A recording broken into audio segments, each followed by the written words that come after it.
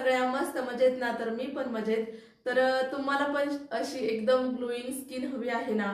बऱ्याचदा चेहऱ्यावरती काय होतं, वेगवेगळे काळे असे डाग पडतात, असे वेगवेगळे पॅचेस तयार होतात आणि पिंपल्स पण येतात. तर आपले जे जुने लोक होते ते नेहमी सांगायचे की आयुर्वेदिक वस्तू जास्तीत जास्त वापरत चला. पण आता सध्या सगळीकडं केमिकल, आपण म्हणजे साबणामध्ये म्हणा, शॅम्पूमध्ये म्हणा, सगळीकडे केमिकलचा वापर केला जातो.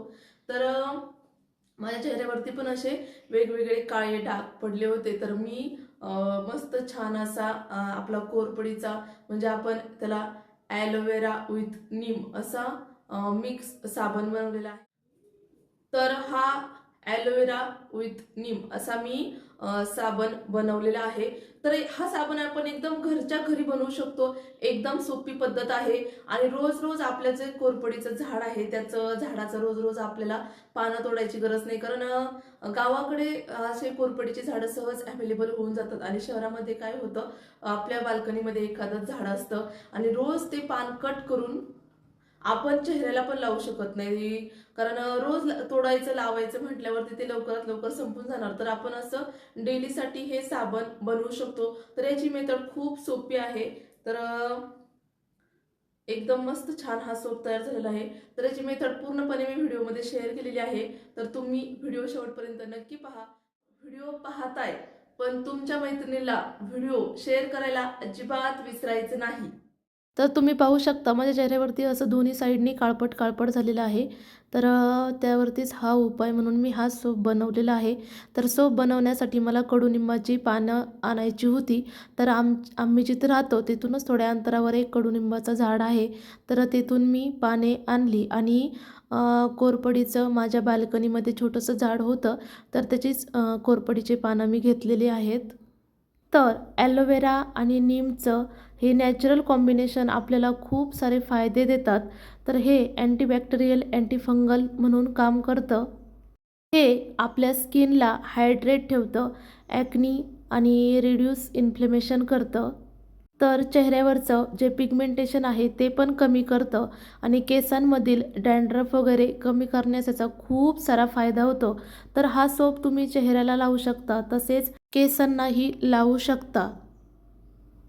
नमस्कार मैत्रिणींनो, कशा आहात सगळ्या? मस्त मजेत ना? मी पण मजेत.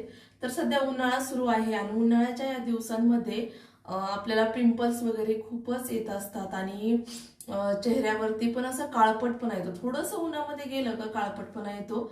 तर म्हटलं घरच्या घरी आपण कोरपडीपासून आणि कडुनिंबाच्या पानापासून एक छानसा आयुर्वेदिक साबण बनवावा. तर कोरपड माझ्याकडे इथे आहे आणि मी हे कडुलिंबाची पाने तिकडं जाऊन घेऊन आली. त्याच्यावरती कोरपडीवरती जे पिवळा कलर येतो ना, तो पिवळा कलर पूर्णपणे ते काढून टाकायचं. आता ह्या कोरपडीचे आपण तुकडे करून घेणार आहोत आणि हे फ्लिपकार्टवरून मी हे सोप बेस मागवलेलं आहे. तर हे कसं असं आलेलं आहे. तर 4-5 दिवसांपूर्वी मी हे ऑर्डर केलं होतं. तर म्हटलं सोप बनवावा आणि तुमच्यासोबत शेअर करावा. तर पूर्ण सोप कसा बनवायचा सगळं काही इन डिटेल ह्या व्हिडिओमध्ये तुम्हाला कळणार आहे. तेव्हा व्हिडिओ पुढे शेवटपर्यंत नक्की पहा. त्याच्यामध्ये टाकण्यासाठी आपण या व्हिटॅमिन ईच्या कॅप्सूल आणलेल्या आहेत. तर ही एक मला 14 रुपयाला पडली. तुम्ही कोणत्याही मेडिकलमध्ये गेलात की ही तुम्हाला इझिली अवेलेबल होऊन जाते. तर हे व्हिटॅमिन ई कॅप्सूलचे खूप सारे फायदे आहेत. तर मी तुम्हाला पुढे व्हिडिओमध्ये सांगतेच. व्हिडिओमध्ये दाखवल्याप्रमाणे त्याची साल व्यवस्थित चाकूच्या साह्याने काढून घ्यायची. जे कडचे काटे आहेत ते पण एकदम रिमूव्ह करून टाकायचे आणि बऱ्यापैकी साल काढून टाकायचे. जे वरती पिवळं येत असतं ते पण काढून टाकायचं आणि अशा रीतीने त्याचे व्यवस्थित तुकडे करून घ्यायचे. तर याचा वापर आपण फेसवॉश, सोप किंवा आपण याचं जेल पण बनवू शकतो. कोरपड खूप थंड असते त्यामुळं जळजळ कमी होते. तर बरीचशी लोक कोरपड खातात. समजा छातीमध्ये असं जळजळ वगैरे होत असेल, पित्त होत असेल तर कोरपड खातात. कोरपडीचा रस जर प्यायलो तर आपल्या छातीमध्ये, पोटामध्ये कधी-कधी जास्त जळजळ होते, खूप सारी ॲसिडिटी होते. तर ती ॲसिडिटी वगैरे कमी करण्यासाठी कोरपडीचा खूप सारा फायदा होतो. तर कडुलिंब त्वचेच्या ज्या समस्या आहेत त्या सर्व दूर करतं.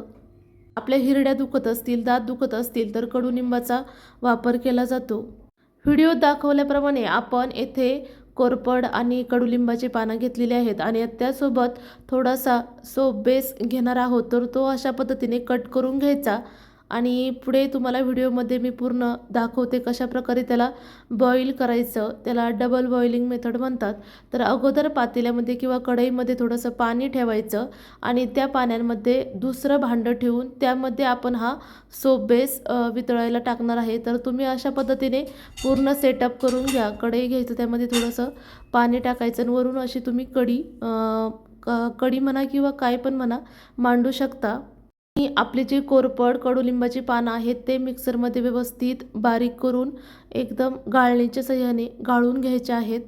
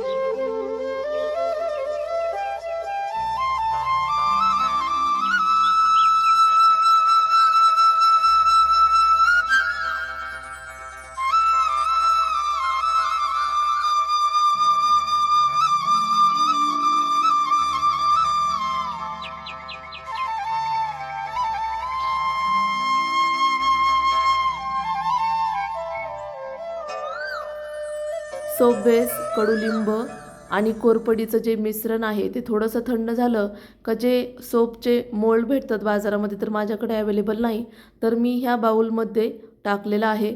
तर व्यवस्थित थोड्या वेळ त्याला एकदम सेटल होऊन द्यायचं. तर तुमच्याकडे जे अवेलेबल आहे त्यामध्ये तुम्ही टाकू शकता.